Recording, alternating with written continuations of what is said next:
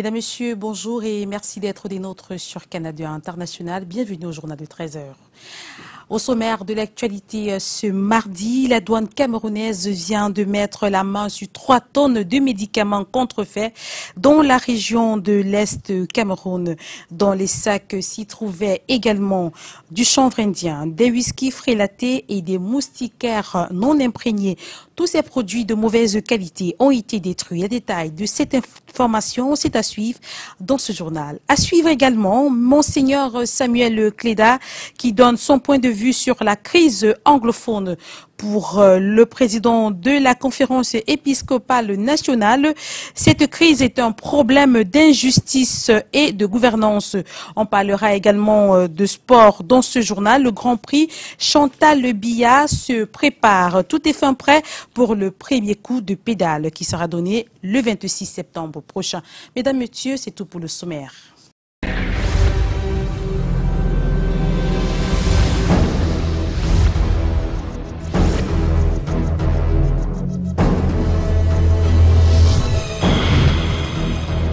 Bonjour une fois de plus, ouvrons avec le chiffre du jour qui est de 16. Il représente le rang qu'occupe le Cameroun sur les 38 pays africains retenus dans le cadre d'une évaluation des politiques et institutions publiques initiée par la Banque mondiale. Selon Albert Zufak, économiste en chef de la Banque mondiale pour la région Afrique, cette évaluation est un excellent moyen d'élaboration et de suivi des politiques publiques qui permet à la Banque mondiale d'augmenter le montant des financements concessionnels des pays au meilleur score. Le Rwanda occupe donc la première place dans ce classement et le Soudan du Sud la dernière. Je vous l'annonçais en titre, un stock de près de 3 tonnes de médicaments contrefaits vient d'être saisi dans la région de l'Est Cameroun. Ceci grâce à la dextérité des services régionaux de la douane, estimé à près de 40 millions de francs CFA. Dans ces sacs de médicaments contrefaits s'y trouvaient également des whisky frélatés, des moustiquaires non imprégnés et du chanvre indien. Notre correspondant dans la région de l'Est, Kizito Koumaï, avec le concours de Mikaterine Mouktouri, nous donne plus de détails sur cette actualité. 81 200 comprimés de tramol, 10 kg de chanvre indien, des médicaments contrefaits, du whisky frelaté, des cigarettes de contrebande. Voici la contenance du stock saisi à Bertois par le service des douanes. La douane fait ce travail dans le cadre des missions de la douane en tant qu'un instrument de protection sociale. La douane est là pour sécuriser notre milieu de vie, notre espace économique. Et la douane fait aussi ce travail en assistance aux autres administrations, notamment l'administration de la santé. Cette marchandise illicite, estimée à près de 40 millions de francs CFA, a été détruite à la décharge publique de la ville en présence des autorités en charge de la santé. Nous avons saisi ainsi 81 000 comprimés de tramadol. Vous pouvez imaginer ce que 81 000 comprimés peuvent causer comme dommage à nos populations. Et nous voulons également préciser que lorsqu'on consomme des médicaments qui sont impropres à la consommation, les patients risquent plusieurs choses. D'abord, que la maladie pour laquelle ce produit est supposé apporter des solutions ne sera pas guérie. Et deux, il y aura des complications. Les complications peuvent être des complications hépatiques ou des complications rénales, et des complications rénales ou hépatiques qui peuvent être fatales à la vie même des individus. Et cette action est saluée aujourd'hui parce qu'elle entre en droite ligne avec la volonté du chef de l'État de donner toujours des soins de santé de qualité à toutes les populations camerounaises. L'action est le fruit des opérations de contrôle menées dans la région de l'Est. Dans quelques heures, le ministre de l'administration territoriale sera à Douala. Paul Atongandji arrive plus précisément à 14 h dans la ville de Douala pour une visite de travail. Il va se rendre tour à tour au Parcours Vita de Douala, à la préfecture du Vouri, avant d'avoir une séance de travail avec le gouverneur et ses proches collaborateurs. Vous aurez tous les contours de cette visite dans notre édition d'information de 19 h 50. Je vous l'annonçais en titre, la crise anglophone est une injustice et un problème de gouvernance, a déclaré Monseigneur Samuel Kleda, archevêque métropolitain de Douala et par ailleurs président de la conférence épiscopale nationale. Le prélat était face à la presse hier dans la ville de Douala. L'économie de ses propos dans cet élément que signe Lille Piéjou. Monseigneur Dieudonné Borgmis a été retrouvé mort sur son lit à l'évêché des Écas le 25 août dernier. Face à cette autre disparition inattendue d'un prélat, Monseigneur Samuel Kleda se veut clair. Une autopsie a été faite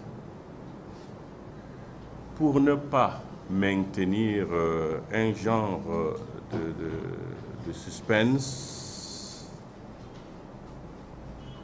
Monseigneur est mort de mort naturelle. Au cours d'une conférence de presse donnée à Douala, l'archevêque métropolitain est revenu sur la crise anglophone. Samuel Kleda parle d'injustice et de problèmes de gouvernance.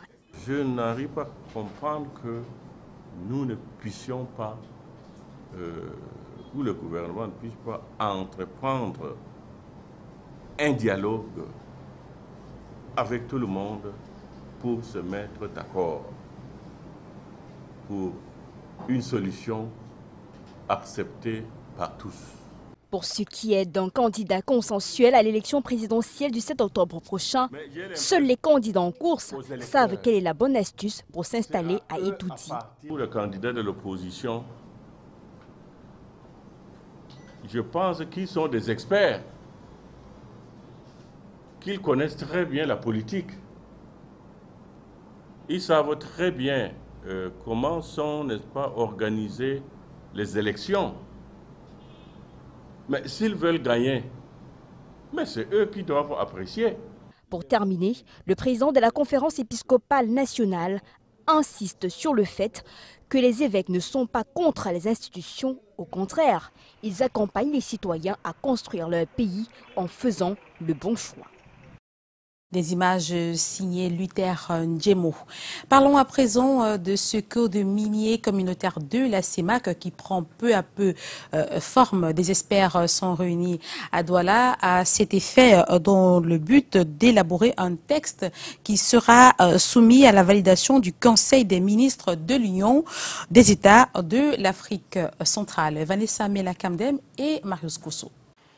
Le processus d'élaboration du code minier communautaire de la CEMAC prend un tournant décisif.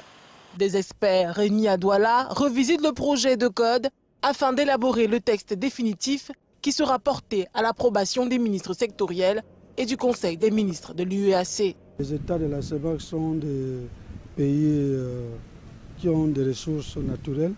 Et parmi ces ressources naturelles se trouvent les mines.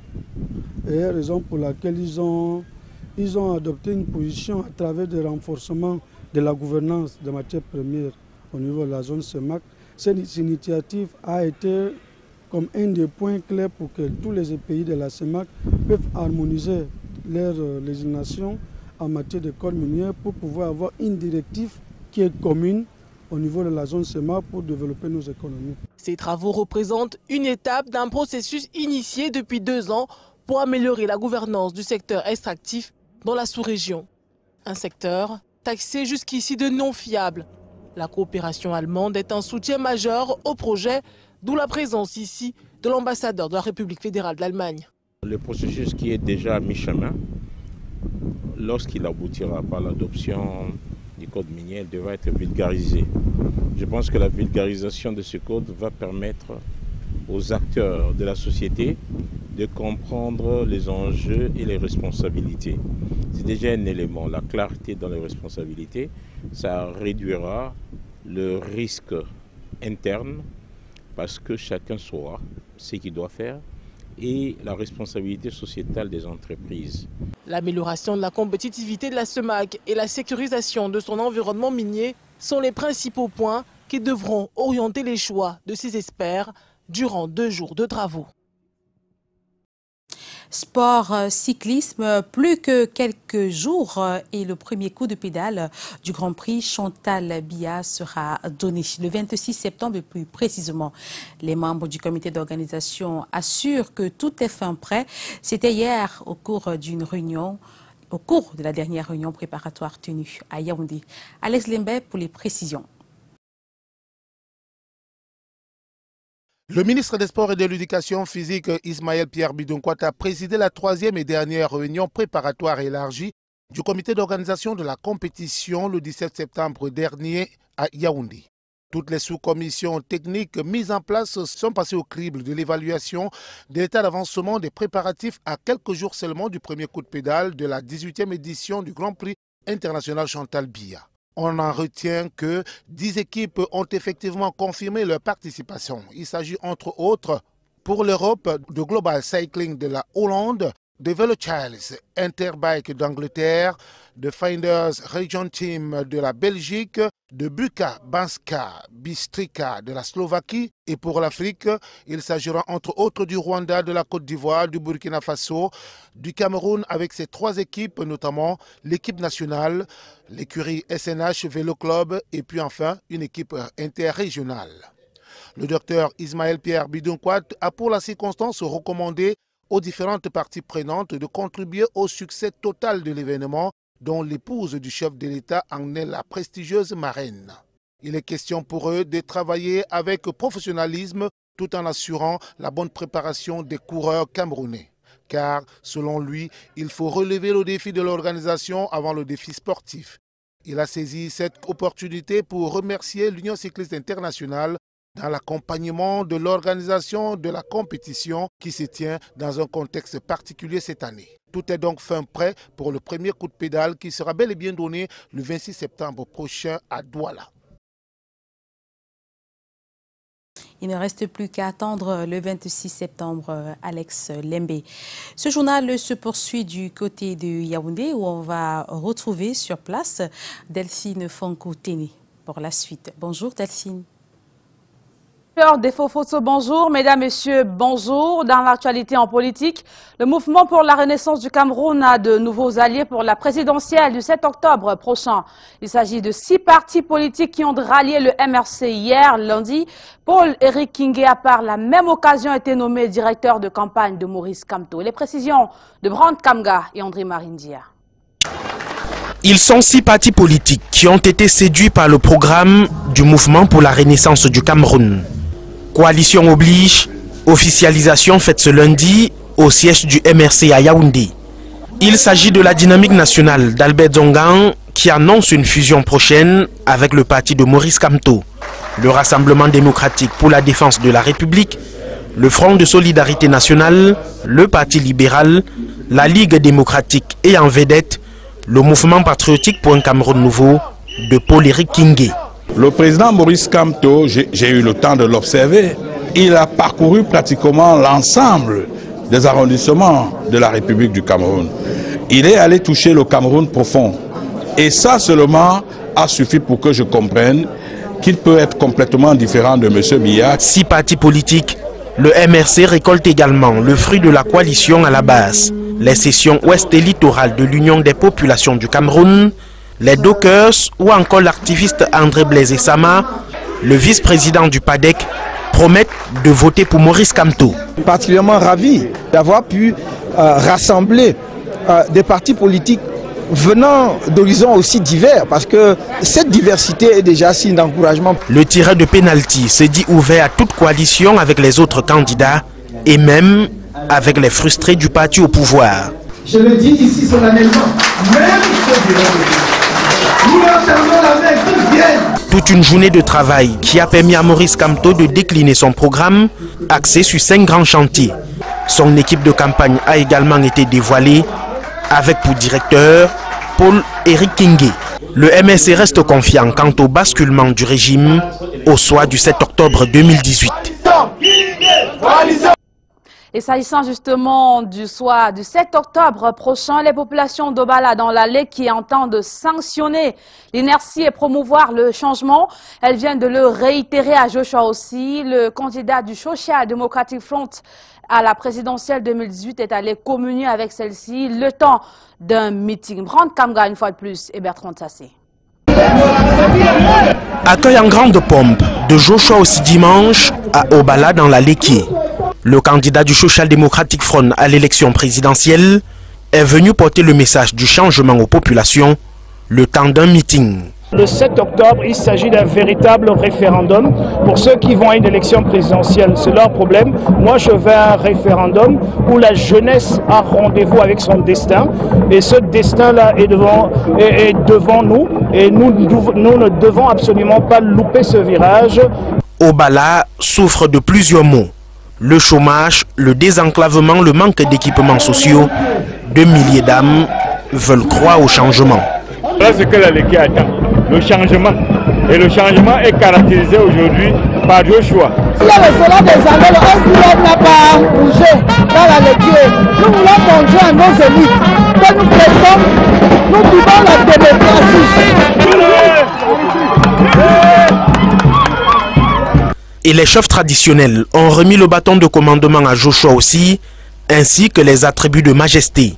Obala, épatant la Léquié, promet un vote du changement en faveur du SDF, lequel dit répondre après le 7 octobre prochain par l'offre de l'emploi à tous les jeunes.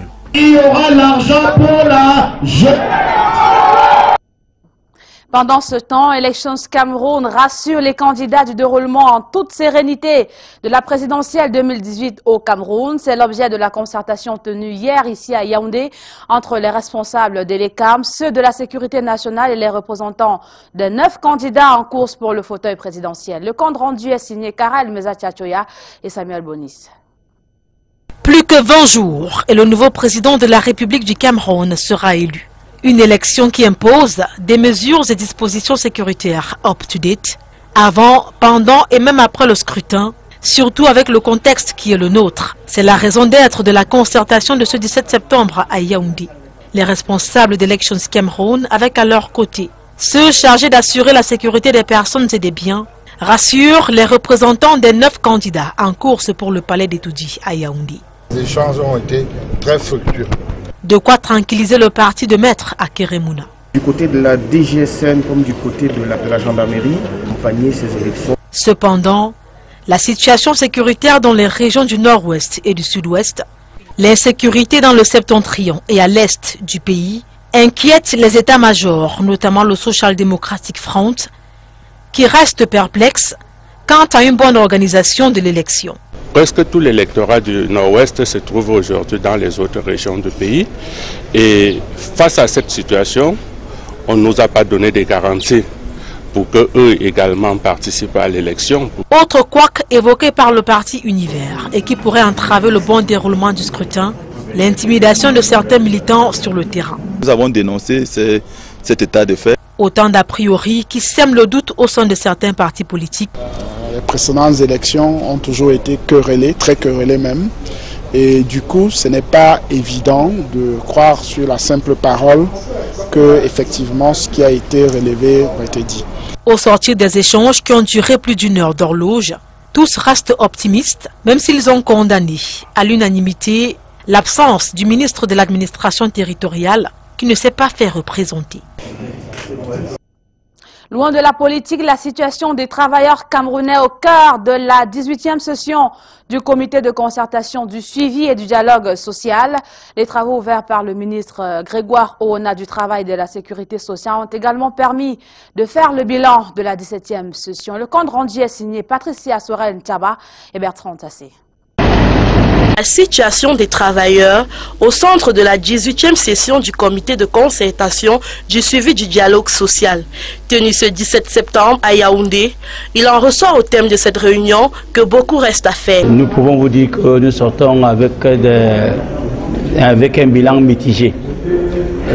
Parce que si nous avons fait des résultats macroéconomiques, nous n'avons pas fait des résultats au niveau de micro ni de méso. Ça veut dire que quoi? Ça veut dire que la situation des travailleurs ne bouge pas. Au regard des tensions au nord-ouest et au sud-ouest, la situation des travailleurs de cette zone se dégrade. Un cas examiné lors de cette session. Mais nous avons aussi parlé de la situation du nord-ouest et du sud-ouest. situation sociale aujourd'hui où de plus en plus nous avons constaté que les camarades, que ce soit travailleurs, que ce soit des Camerounais qui sont là-bas, la situation est de plus en plus tendue et nous en avons appelé à un dialogue social franc. Et il faudrait toujours que les Camerounais se retrouvent, essaient d'échanger pour que nous continuions à être solidaires les uns des autres. L'objectif premier de cette rencontre, présidée par le ministre du Travail et de la Sécurité sociale Grégoire Ouna, est de renforcer le vivre ensemble à travers le dialogue social.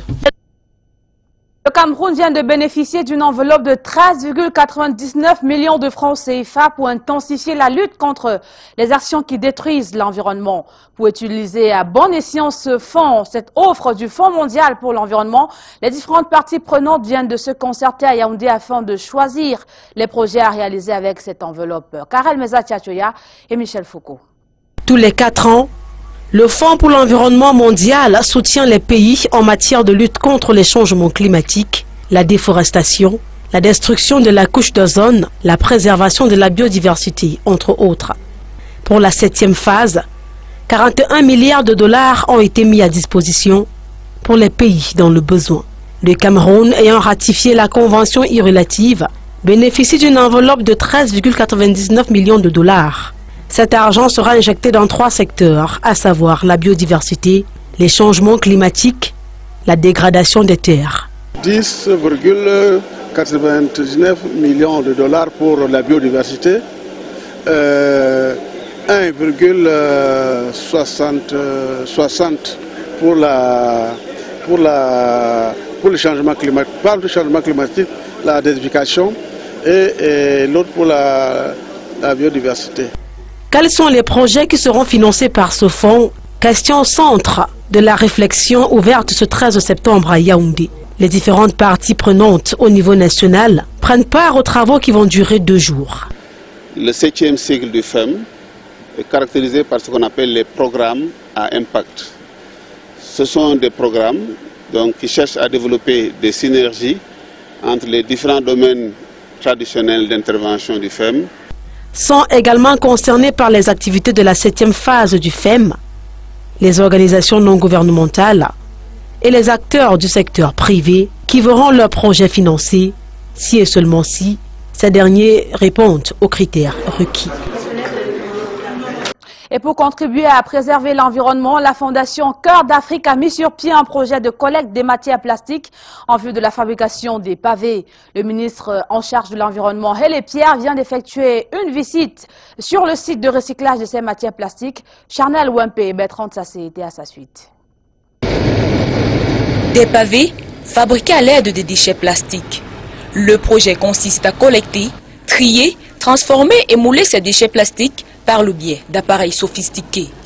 Pour que cette machine soit ici, vous voyez le camion là, nous avons dépensé déjà plus de 7 millions pour faire venir le camion du Burkina Faso. On ne peut le fabriquer manuellement comme on le faisait, mais là, on peut le fabriquer avec la machine qui est beaucoup plus rapide. L'initiative de la Fondation Cœur d'Afrique d'Albert Rojimila est encouragée par le ministre de l'Environnement, de la Protection de la Nature et du Développement durable. Hélé Pierre est descendu sur le site de fabrication de ces pavés ce 17 septembre, près du stade d'Olimbi, à Yaoundé. Nous pouvons dire que ce que Roger Mila est en train de faire va plutôt contribuer à protéger la couche d'ozone, puisqu'effectivement, il faut éviter l'émission de certaines substances qui a pollué la couche d'ozone. Je pense que dans ces activités, il prend soin d'éviter tous les éléments qui puissent amener la couche d'ozone à se déblayer. Ce projet contribue à la résolution du problème de pollution dû aux déchets plastiques d'une part et à la création d'emplois dans notre société d'autre part. En éducation, on parle de la 2e édition de la journée de l'excellence scolaire Andom dans la Sanaga-Maritime région du littoral. Cette initiative du comité de développement de Ndom a permis de récompenser 885 élèves méritants du primaire et du secondaire. Voyons cela dans cet élément.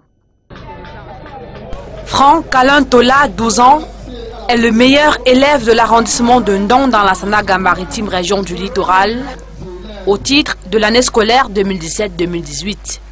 Ces efforts sont ici récompensés. Je me sens bien encouragé pour être encore meilleur l'année prochaine. Ils sont 885 lauréats au total, issus de 28 écoles primaires et 11 écoles d'enseignement secondaire général et technique qui reçoivent ce 15 septembre des primes et des bourses. Content de recevoir ce prix. Merci au Kodam. Depuis l'année passée, je suis toujours primée. Je dis vraiment merci. Merci à Kodam. La deuxième édition de la journée de l'excellence bat son plein ici à la place des fêtes de Ndong. Cette initiative du comité de développement de l'arrondissement de Ndong vise une saine émulation des jeunes. Nos enfants, quand ils ont ça une fois, ceux qui n'ont pas eu, se font des efforts pour arriver à ce niveau-là. Donc c'est une saine émulation. C'est une joie pour le magistère que je suis, n'est-ce pas, de primer les enfants. Pour les élèves de l'école primaire, il faut avoir eu une moyenne de 15 sur 20. Et pour les élèves du secondaire, il faut avoir 12 sur 20. Bien évidemment, il y a les premiers de chaque spécialité. Et nous primons également tous les lauréats aux examens nationaux, c'est-à-dire au CEP, au BPC, au CAP, au probatoire, toutes les séries et au baccalauréat. Parents, enseignants et responsables d'établissements sont également félicités pour l'encadrement de ces élèves. L'autorité préfectorale croit au pouvoir de l'école et de l'éducation. Cette initiative ne peut être saluée que par le pouvoir public. Et nous voulons féliciter ces élites qui pensent à leurs jeunes frères et au devenir de notre pays. Sous ce climat de célébration de l'excellence scolaire, Patrick Madola, le sous-préfet, remet également des prix aux dignes fils de Ndong qui œuvrent pour son développement, notamment le maire Luc Bati et le président du Kodam, le professeur Dieudonné Pegnem, qui promet encore plus de cadeaux l'année prochaine lors de la 3e édition de l'excellence en Ndom. À Bandia, dans la région de l'Ouest Cameroun, ils étaient 800 élèves à être récompensés pour le travail abattu au cours de l'année scolaire passée. Mamadou Yaouba nous en dit plus. Cahiers et ardoises remis aux élèves pour encourager l'excellence scolaire. Ici à l'esplanade de la mairie de Bandia, ils sont 800 élèves du primaire et secondaire qui reçoivent cette prime. Je remercie le procureur Mbela, lui Jean-Marie, pour les cahiers qu'il nous a offerts, qui nous permettront de bien commencer l'année scolaire. Nous remercions le monsieur qui nous a fait part de ce prime en ce début d'année. Nous n'attendions vraiment pas. Nous remercions le monsieur au procureur d'avoir nous donné la prime. Comme ça, l'année prochaine, on va bien travailler. L'initiative portée par Mbela Louise Marie vise à renforcer la scolarisation des enfants de l'arrondissement de Bandia. Nous avons gagné 7800 personnes. Si chaque année on gagne ainsi, je suis convaincu que bientôt Bandia ne sera plus un village comme aujourd'hui. À cette occasion, Madame Pouene Françoise dit Maminyanga prodigue quelques conseils aux élèves avant de débourser une somme de plus de 100 000 francs CFA en guise d'encouragement. Il faut respecter ses parents.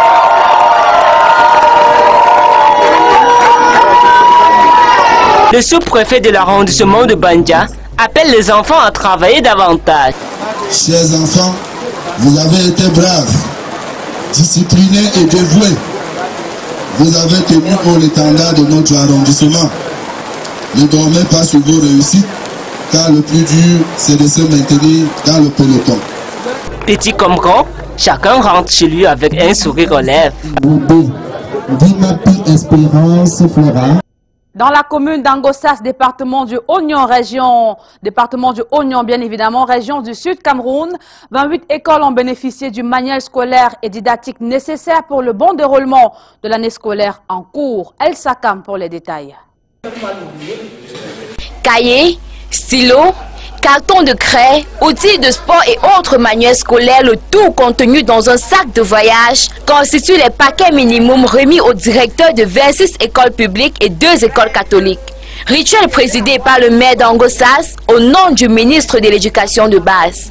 La symbolique de cette cérémonie n'est autre chose que la mise en exergue du vivre ensemble qui nous est recommandé par le chef de l'État et qui est implémenté par son gouvernement.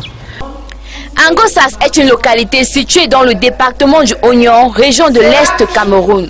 Cette cérémonie se déroule en présence des autorités administratives et des directeurs des écoles concernées.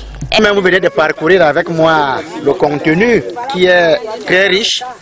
Nous avons là les cahiers de préparation, nous avons les bics, le matériel de sport, le matériel pour la pharmacie scolaire. Il y en a beaucoup. Donc, un matériel didactique qui permettra au corps enseignant des 28 écoles bénéficiaires d'Angosas de mieux dispenser les connaissances au cours de l'année scolaire 2018-2019. Vous l'avez corrigé de vous-même, il s'agissait plutôt d'Angosas dans le Oignon, région de l'Est Cameroun. Ainsi se porte la capitale, la suite du 13h avec vous, à Douala Mireille de Fofoto. Et Delphine Franco, c'est ici que nous allons mettre un terme aux 13h de ce mardi. Merci de nous avoir suivis. Je vous retrouve demain, chers téléspectateurs, pour une autre édition d'information de la mi-journée sur Canada International. Restez en compagnie de nos programmes qui se poursuivent.